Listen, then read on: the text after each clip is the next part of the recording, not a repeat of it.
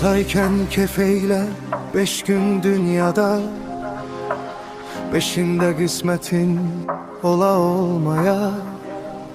Çünkü eller cenazeni kaldıran zaman, kiminse gözleri dola dolmaya. Ecelin elleri qana batanda,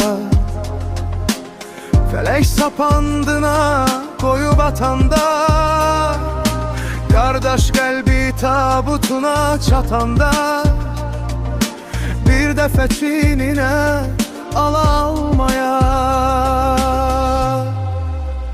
Dünyanın şöhreti neyine gerek, vaxt gələr sinədə dayanar ürək. İllərlə nazını çəkdiyin mələk, bir dəfə saçını yola yolmaya. Dünyanın şöhrəti neyine gerek, vaxt gələr sinədə dayanar ürək. İllərlə nazını çəkdiyin mələk, bir dəfə saçını yola yolmaya.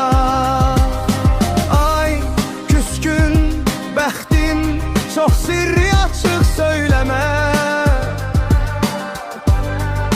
köç bu dünyadan kefeyle. Evlada da o qədər ümid eyləmək, qəbrinə bir cığır sala salmaya.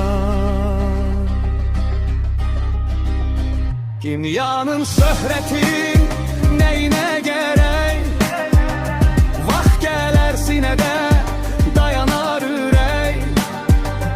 İllərlə nazını çəkdiyin mələk, bir dəfə saçını